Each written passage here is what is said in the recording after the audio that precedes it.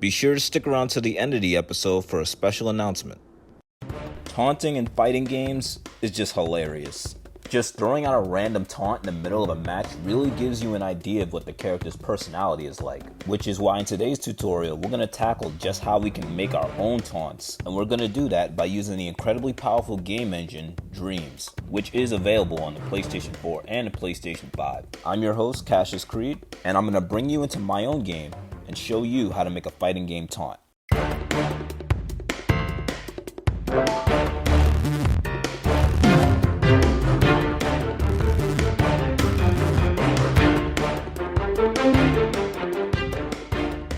Before we get started, the first thing I want to talk about is the selector and the timeline. I've already gone over what the timeline is in my previous tutorial, but I'll talk about the selector now. All you need to know is that the selector allows you to just turn things on and off depending on what's plugged into which port. Think of it as a power strip that you have at home. Right now, A is the only slot that has power, so whatever's plugged into A would actually turn on. We're going to be using this to turn the taunt on and off, but before we do any of that, we're going to need to animate something first. Which brings me to the timeline. To keep it short, basically all this does is house all of your keyframes you'll be using to animate your puppet. So now the first thing that I'm going to do is basically get a keyframe and put it into the timeline. Now this next part is really catered towards me because my puppet here has an idle pose that I animated earlier. All I'm going to do is just use this keyframe to turn it off. I'm also going to color this keyframe gray. This just helps me keep track of which keyframes are controlling what, so anything that's turned off will be colored gray. Next, I'm going to put the audio in the timeline as well and have it play along with me while I animate. Let's do this! So what I like to do when I first start out is I like to look for very strong poses. In animation, you have keyframes and you have in-betweens. Usually your keyframes are your very stronger poses, and the in-betweens are basically all the things leading up into those stronger poses.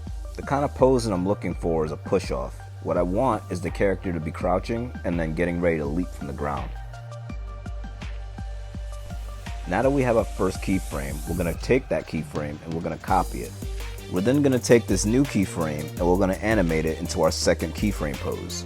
The kind of pose that I'm looking for here is more of a victory moment, almost as if she's frozen in time and enjoying the moment.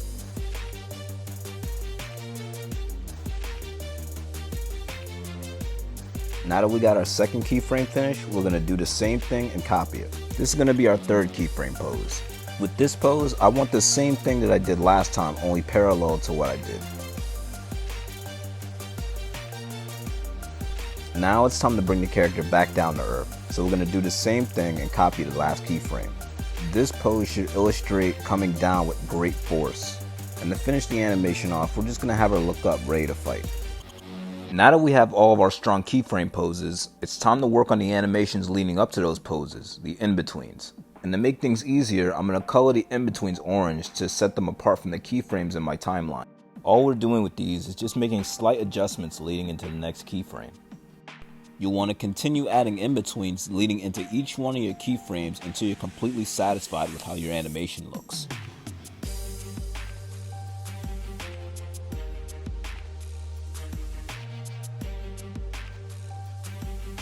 Let's do this! The last thing we're going to need is a button input to activate our taunt. All we're going to need from this controller sensor is the up button. Now we're going to take the wire from the up button and plug it directly into the selector, specifically port B. Now we're going to take the wire from the right side of the selector and plug it into our timeline. You might be asking, why aren't we plugging it into A where it clearly has power? If we were to plug it into A, it will be automatically turned on. We want to be able to toggle the taunt on and off at free will by using the up button. Let's do this! And that's everything you need to know about how to make a fighting game taunt on Dreams PS4. Before we end the video, I have a special announcement to make.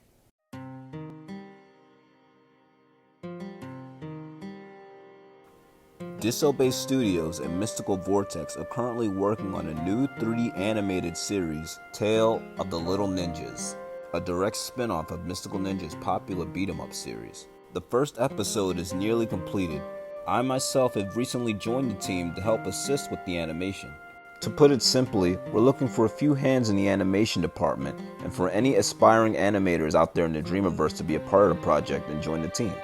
If you're interested in joining the team and becoming a part of the Little Ninjas phenomenon, you can contact us directly at Twitter, Instagram, or by searching Mystical Vortex on Dreams or Cassius Creed on Dreams.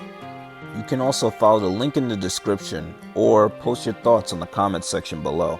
Don't forget to like, comment, and subscribe. It really helps the channel out. My goal before the end of the year is to reach at least 50 subscribers before October, if not 25. With that being said, I'll see you next time. Peace.